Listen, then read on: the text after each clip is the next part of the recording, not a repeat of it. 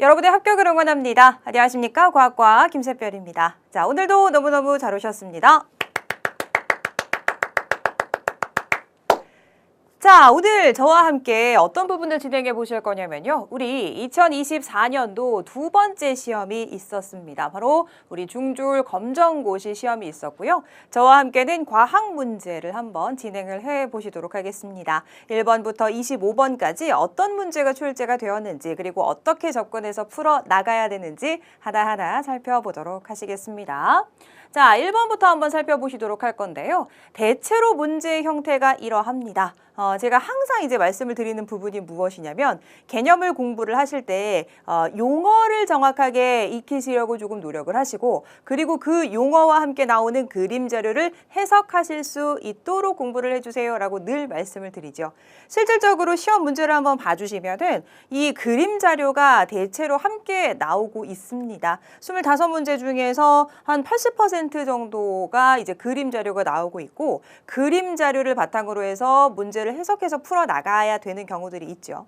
자, 지금 1번 같은 경우를 한번 봐주시면요. 수평면이 있습니다. 수평면에서 물체를 지금 끌어당겨서 움직이고 있는 상황이지요. 그런데 운동 방향과 반대 방향으로 지금 A가 이렇게 작용하고 있는데요. 이 A는 어떤 힘인지를 묻고 있는 문제가 되겠습니다.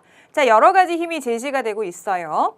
일단 지금 여기에서처럼 우리는 이렇게 힘을 주고 있습니다. 힘을 이쪽으로 줘가지고 운동이 이쪽으로 진행이 되고 있는데 지금 이 운동 방향과 반대 방향으로 작용을 하면서 물체의 운동을 방해하는 힘이 무엇인지를 기억해 주셔야 되겠죠.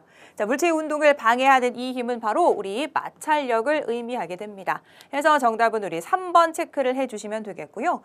만약에 아직 시험을 보시기 전이시라면 이런 용어들을 바탕으로 해서 이 용어들과 함께 그림 자료를 좀 보시는 연습을 해주시는 것이 필요하다라는 의미입니다.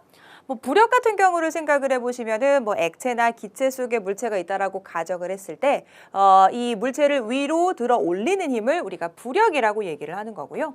중력은 뭘까요? 지구 중심에서 물체를 끌어당기는 힘이라고 봐주시면 되겠죠.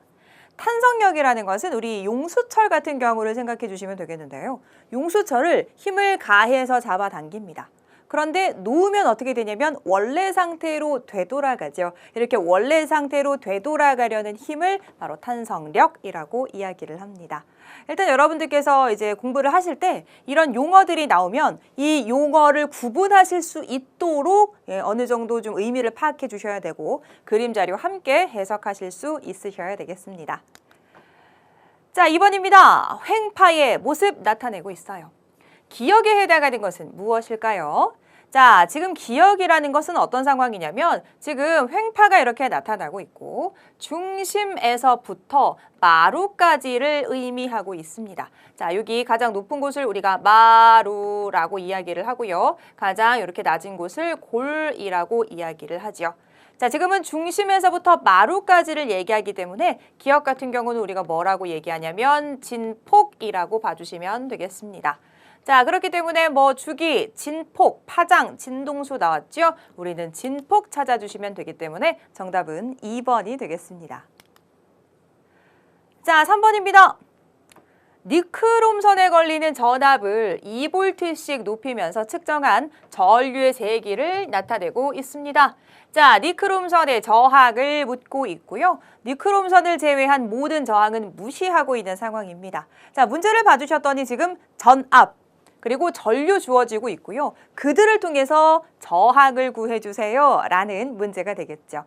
자, 이렇다라는 것은 지금 무슨 공식을 조금 떠올려 주셔야 되냐면 ohm의 법칙을 떠올려 주셔야 됩니다. V는 IR이라는 ohm의 법칙 떠올려 주시고요. 우리가 지금 구해야 하는 것은 저항입니다. 즉 R을 구해 주셔야 되기 때문에 R은 I분의 V 이렇게 해서 계산을 해주시면 되겠죠. 자, 지금 뭐 이렇게 전압이 2일 때, 4일 때, 6일 때 이렇게 나와 있는데 셋 다 해주셔도 똑같은 값이 나옵니다. 하나 골라주셔서 정리를 해주시면 되겠고요. 자, 전압 같은 경우 지금 우리 여기에서 2V 한번 골라볼까요?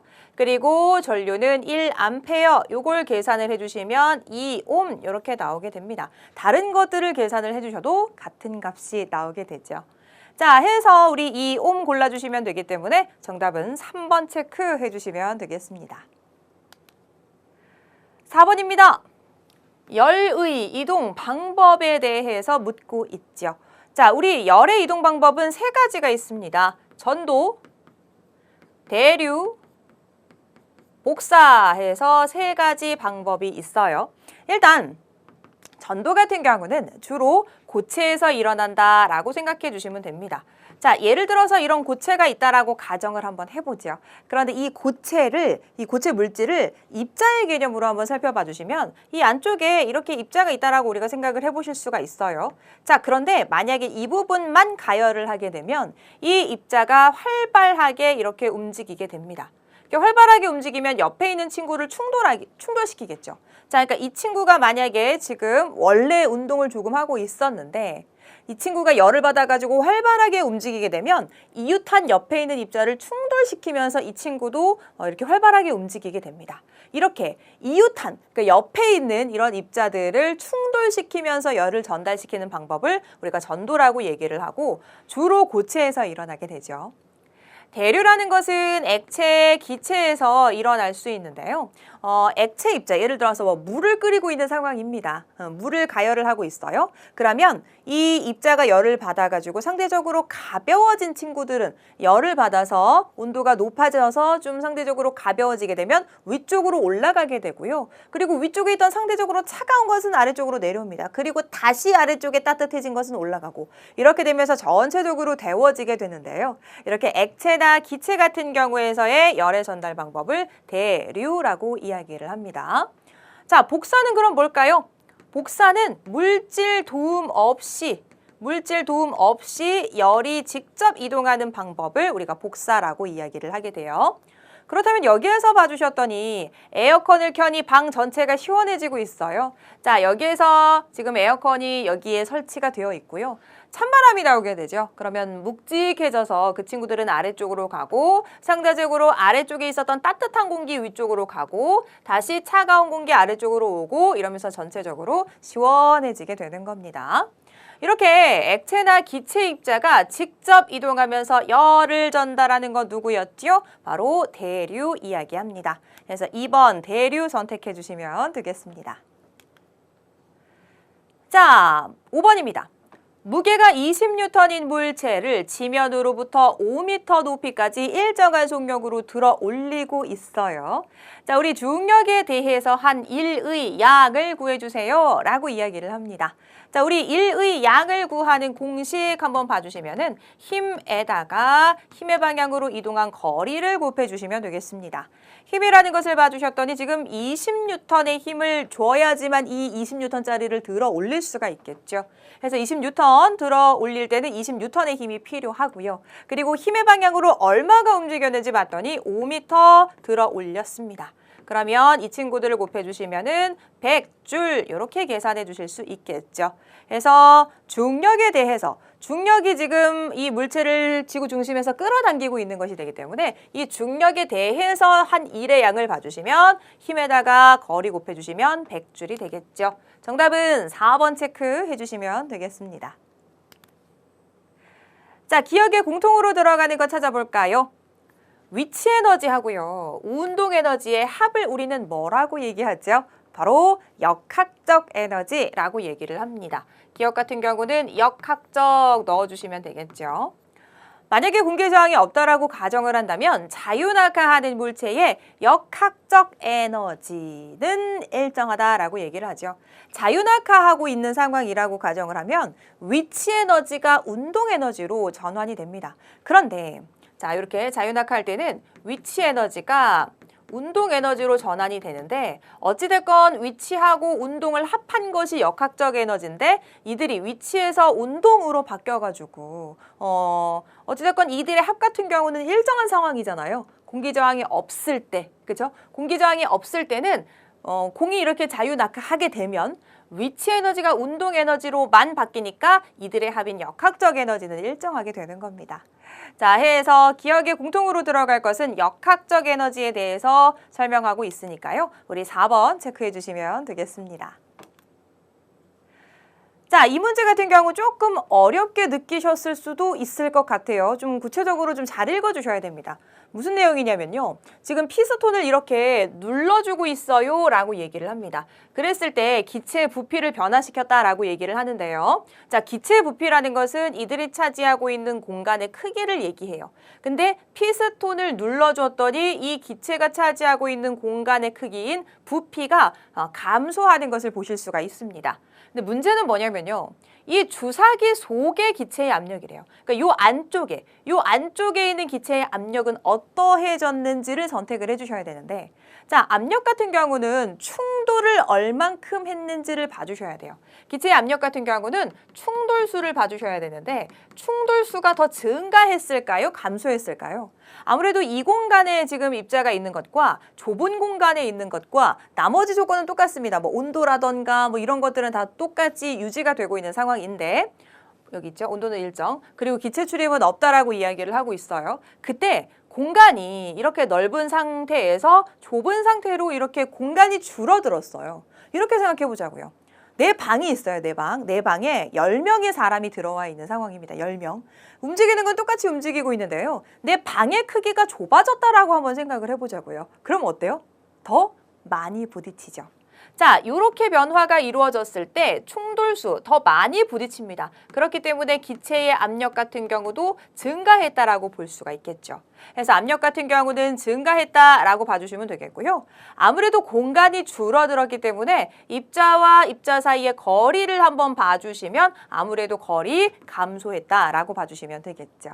자, 해서 정답을 찾아주시면 4번 되겠습니다. 이 문제 조금 어렵게 느끼셨을 수도 있을 것 같아요. 근데 이 포인트를 좀 기억을 해주셔야 되겠습니다. 자, 8번 상태 변화 나오고 있어요. 쇳물이 식어 단단한 철이 되는 현상. 자, 거기에 해당하는 것을 찾아주시면 되겠죠. 쇳물이라는 것은 액체 상태가 되는 거고요. 식어서 단단한 철이 됐다라는 것은 고체로 상태가 변했습니다 라는 거죠. 그러니까 액체가 고체로 이렇게 상태가 바뀌는 것을 찾아주시면 되기 때문에 우리는 C, 3번을 골라주시면 되겠습니다.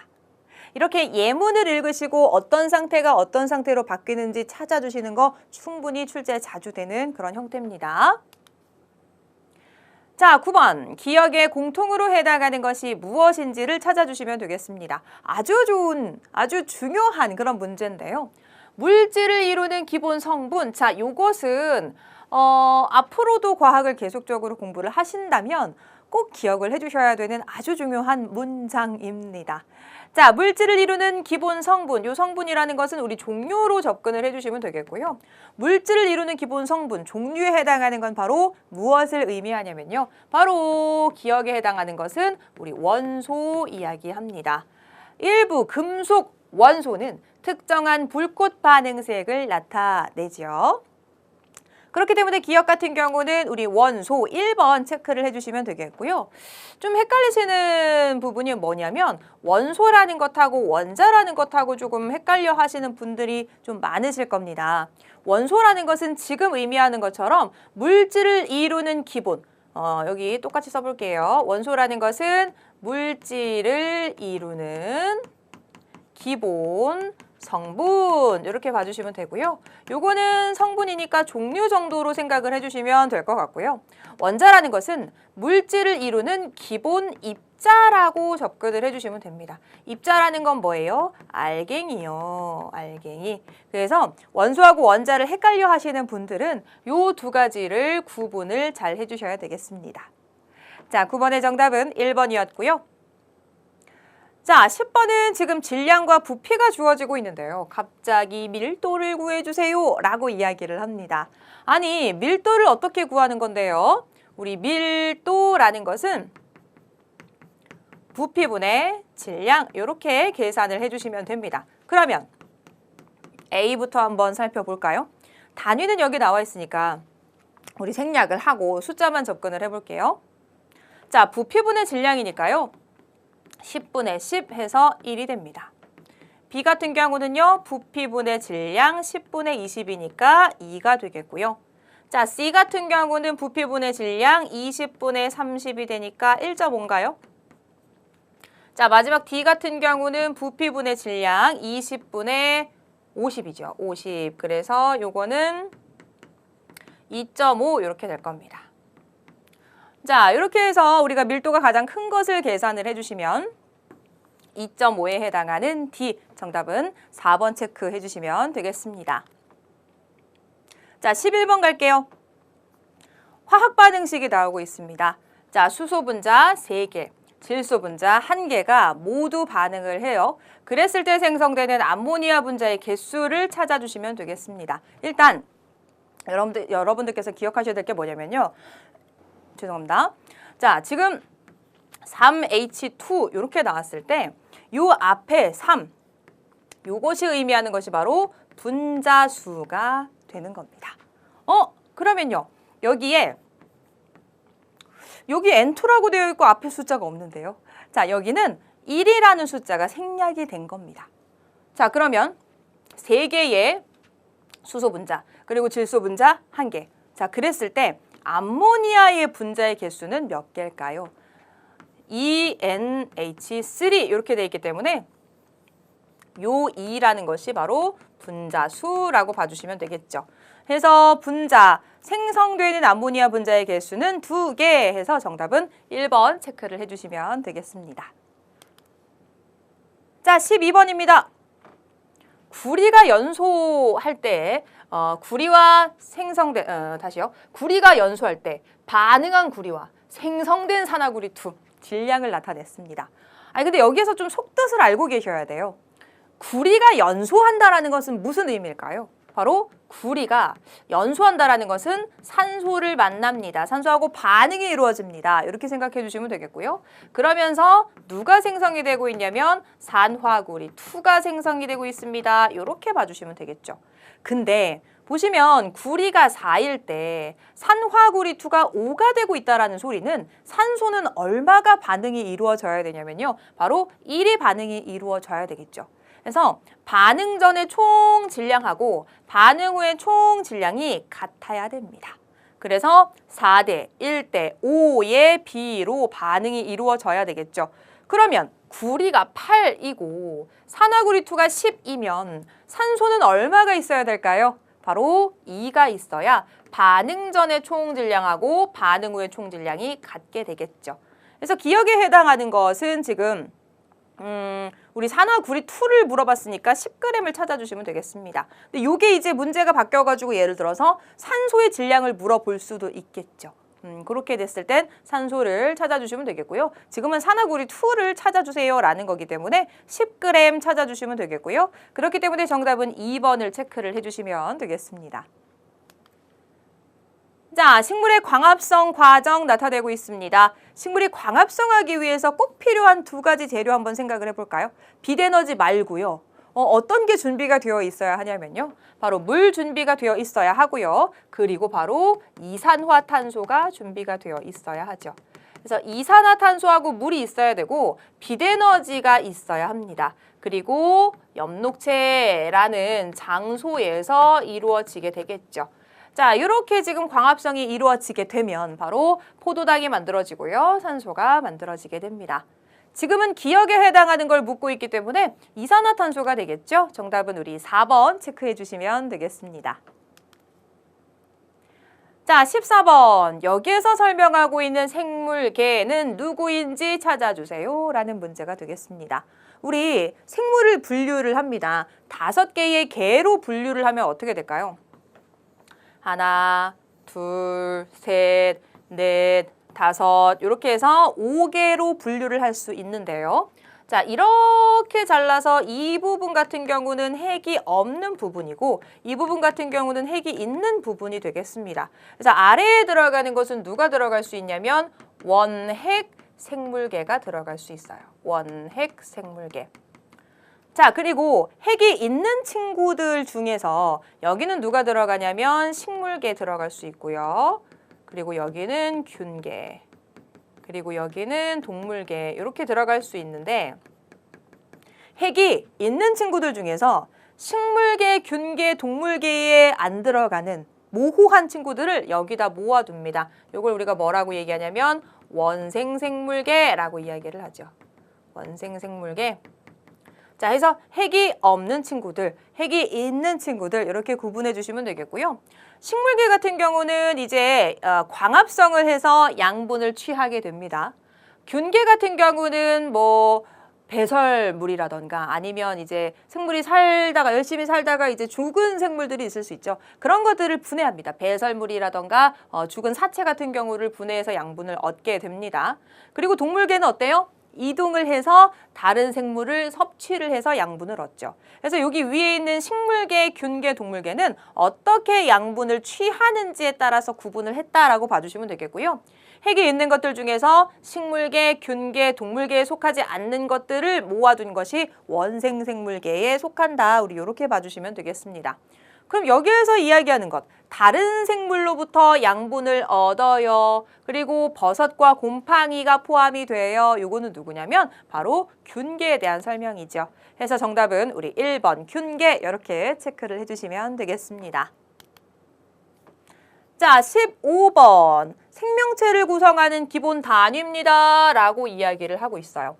우리 생명을 구성하는 단계를 한번 생각을 해주시면 가장 기본이 되는 것이 누구죠? 바로 여기다 쓸까요? 세포가 가장 기본이 됩니다. 자, 세포가 모여서 조직을 이루고요. 조직이 모여서 기관을 이룹니다. 그리고 기관이 모여서 개체를 이룬다. 이렇게 생각을 해주시면 되겠고, 요거는 이제 식물과 동물의 공통 단계라고 조금 생각을 해주시면 되겠고요. 식물하고 동물이 조금 차이가 있습니다. 무슨 얘기냐면요. 우리가 식물의 구성 단계부터 한번 조금 정리를 해보면, 식물 같은 경우는 세포가 모여요. 세포가 모여서 조직이 되고, 그리고 조직이 모여서 조직계를 이룹니다. 그리고 조직계가 모여서 개체가 되고요. 아유, 개체가 아니죠. 기관이 되죠. 큰일 날 뻔했네요. 기관이 되고요. 그 다음에 이제 기관이 모여서 개체를 이룹니다. 식물 같은 경우는 자, 지금 여기에 세포, 조직, 기관, 개체가 있죠. 세포, 조직, 기관, 개체가 있는데 식물 같은 경우는 조직 다음에 조직계가 들어간다는 거. 다시 한번 정리를 해보면요. 식물은 세포, 생명체를 구성하는 기본 단위가 세포입니다. 그리고 세포가 모여서 조직, 조직이 모여서 조직계, 그리고 조직계가 모여서 기관, 기관이 모여서 개체가 됩니다. 식물일 때 이러한 과정을 거치게 되는 거고요. 단계를 거치게 되는 거고요. 동물 같은 경우를 한번 생각을 해주시면 자, 동물입니다. 생물체를 이루는, 생명체를 이루는 기본 구성 단위는 세포가 될 거고, 자, 세포가 모여서 조직이 되고요. 조직이 모여서 기관이 됩니다. 그리고 동물 같은 경우는 기관이 모여서 기관계를 이루게 돼요. 기관계. 요거는 동물에만 있는 구성 단계입니다. 그래서 기관계가 모여서 개체가 된다. 이렇게 봐주시면 돼요. 그래서 공통으로 있는 걸 봐주시면 세포, 조직, 기관, 개체 이 단계는 공통으로 있다라고 봐주시면 되겠고요. 식물 같은 경우는 조직계, 동물 같은 경우는 기관계가 있다라는 것 체크해 주시면 되겠죠. 지금 문제 같은 경우는 생명체를 구성하는 기본 단위니까 바로 세포를 얘기를 합니다. 해서 모양과 기능이 비슷한 세포가 모여서 누가 되냐면 세포가 모여서 조직을 이루게 되죠. 기억에 해당하는 것은 세포, 정답은 1번 체크해 주시면 되겠습니다. 자, 16번입니다. 지금 대내, 간내, 중간내, 연수 이렇게 나왔는데요. 사실 이 문제는 굉장히 친절한 문제죠. 지금 여기 가로에 들어간 부분이 제시가 되지 않을 수도 있어요. 그래서 앞으로 시험을 준비를 하시는 경우시라면 A가 누군지, B가 누군지, C가 누군지, D가 누군지도 정확하게 구분하실 수 있으셔야 돼요. 자, 일단 여기에서 설명하는 것은 좌우 두 개의 반구로 이루어져 있다라고 얘기를 하고요. 기억하고, 추리하고, 판단하고, 학습하고 하는 이런 정신활동을 담당한다라고 얘기합니다. 이런 것들을 우리가 고등정신이라고도 표현을 하거든요. 이것은 누가 담당을 하냐면 바로 대뇌가 담당을 하게 됩니다. 그래서 대뇌 A 1번 찾아주시면 되겠습니다. 그래서 이런 문제 항상 기호와 이름이 정확하게 같이 나온다라는 법은 없습니다, 여러분. 여기에서 요거 그 대뇌, 간뇌, 중간뇌 연수를 빼버리면 난이도가 올라가 버리죠. 언제 그런 문제가 출제될지 몰라요. 그러니까 우리는 대비를 해주셔야 됩니다. 자, 정답은 1번 되겠고요. 자, 기억에 해당하는 거 찾아보도록 하죠. 지금 모세혈관이 뭔가를 감싸고 있어요. 이 기억을 모세혈관이 감싸고 있는 상황입니다. 기억은 폐를 구성하는 얇은 공기주머니로 모세혈관이 표면을 둘러싸고 있습니다. 자, 그럼 여기 폐에 있는 요 포도송이 같은 요 친구 누구예요? 바로 폐포를 의미하고 있죠. 그래서 우리는 폐포 찾아주시면 되겠습니다. 정답은 3번 되겠죠. 자, 18번 우리 체세포 분열 과정의 일부를 나타내고 있습니다. 전기 단계에 우리 세포, 이게 지금 세포 하나가 되는데요. 여기에 염색체수가 몇 개인지 봤더니 4개래요. 염색체수를 세 주실 때는 자, 이렇게 염색체가 있다라고 가정을 했을 때 이게 바로 동원체거든요. 동원체의 수를 세 주시면 됩니다. 자, 봐주셨더니 지금 요게 지금 동원체가 하나, 둘 이렇게 개수를 봐주시면 되겠죠. 하나, 둘, 셋, 넷 해서 지금 4개라고 봐주시면 되겠고요. 사실 이 친구하고 이 친구는 모양과 크기가 같은 한 쌍의 염색체입니다. 그래서 우리가 이걸 어떻게 표현하냐면 2개씩 짝을 이루고 있어요. 해서 2N이라고 표현을 하고 2개씩 짝을 이루고 있는 염색체가 하나, 둘, 셋, 넷, 4개입니다. 이렇게 봐주시면 되겠죠. 자, 그러면 이 친구들이 지금 체세포 분열을 거치게 됩니다. 그럼 이것이 지금 A에 들어간다라고 가정을 하게 되면 A 안쪽은 그림을 우리가 어떻게 그려보실 수 있냐면 자, 길쭉한 거 2개가 있고요. 그 다음에 짧은 거 2개 이렇게 해서 A를 구성한다라고 봐주시면 되겠죠. 그러면 여기에서 지금 이 둘 같은 경우가 2개씩 짝을 이루고 있는 상황이거든요. 그래서 2N이라고 봐주시면 되겠고 염색체 수를 세실 때는 동원체의 숫자를 세주시면 되잖아요. 하나, 둘, 셋, 넷. 그래서 2N은 4 이렇게 봐주시면 됩니다. 그러면 여기 A의 염색체 수는 몇 개라고 봐주시면 돼요? 4개입니다. 해서 정답은 3번 체크해 주시면 됩니다. 이렇게 그림 자료를 파악하실 수 있으셔야 되고요. 그리고 체세포 분열이라고 얘기를 했기 때문에 지금 전기 때 염색체 수가 4개면 딸세포에서도 염색체 수는 변함이 없이 4개가 되니까요. 그렇게 해서 풀어주셔도 되겠습니다. 18번의 정답은 4개, 정답은 3번 체크해 주시면 되겠습니다. 자, 19번. 어느 집안의 특정 형질에 대한 유전자형을 가계도로 나타냈습니다. 자, 기억에 해당하는 것 누군지를 찾아주시면 되겠습니다. 일단 아버지부터 봐주시면요. 라지티를 가지고 있는데 자손에게 주실 때는 생식세포를 만들어서 라지티만 줄 수 있겠죠. 어머니는 스몰티를 가지고 있어요. 생식세포를 만들지요. 스몰티 만들어서 자손에게 줄 수 있습니다.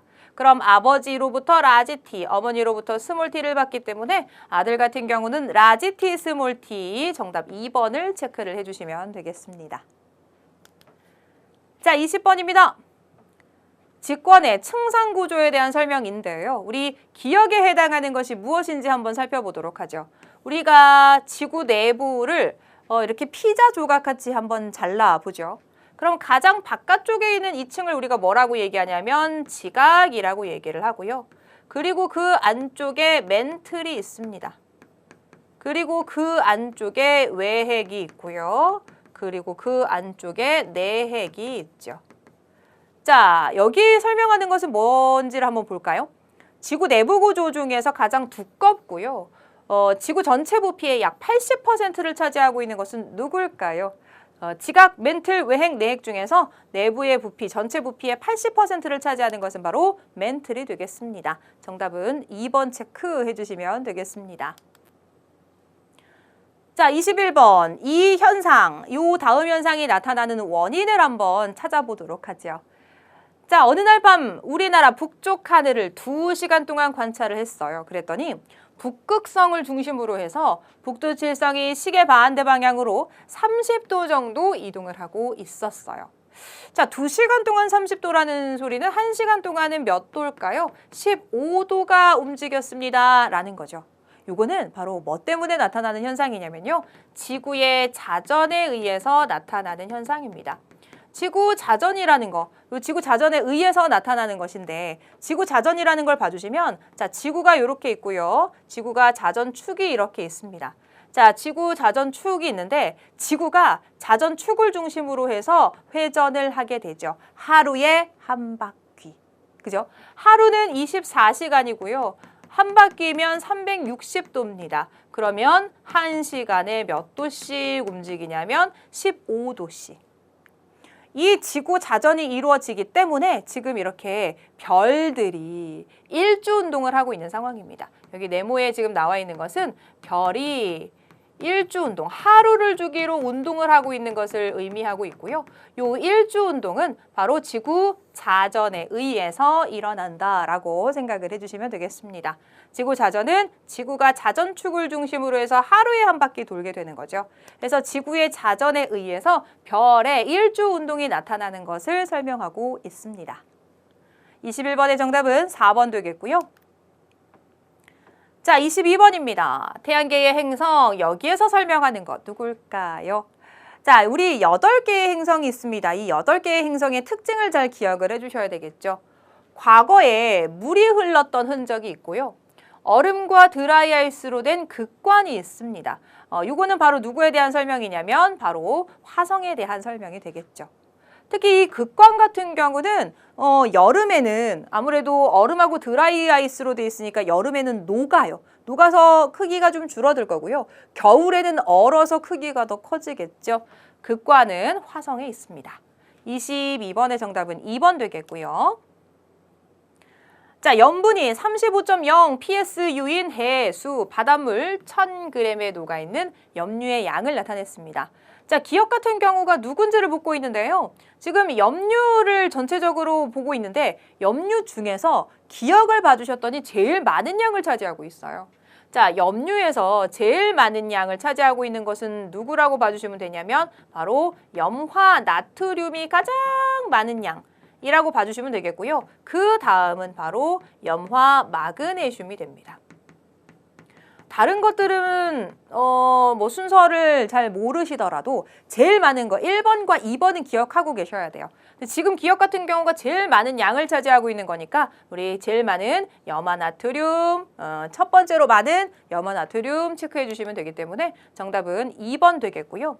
염화나트륨이 제일 많이 녹아있고 그 다음은 염화마그네슘이 됩니다. 그래서 염류 중에서 첫 번째, 두 번째 가장 많은 것과 첫 번째 많은 것과 두 번째 많은 것은 순서대로 정확하게 명칭 기억해 주셔야 되겠죠. 23번의 정답은 2번 되겠고요. 자, 기온에 따른 포화 수증기량 곡선을 나타냈습니다. A에서 D까지 포화 상태인 것을 모두 골라주시면 되겠습니다. 자, 우리 포화 상태라는 것은 지금 기온에 따라서 포화 수증기량을 나타내죠. 우리 이제 기온에 따라서 온도, 공기의 온도에 따라서 이 공기가 있다라고 가정을 했을 때 이 공기 중에 수증기가 들어갈 수 있는 양이 정해져 있어요. 근데 이 수증기가 들어갈 수 있는 양이 정해져 있는데 그 정해진 양의 수증기가 꽉 찬 상태, 요걸 이제 우리가 포화 상태라고 얘기를 하는데요.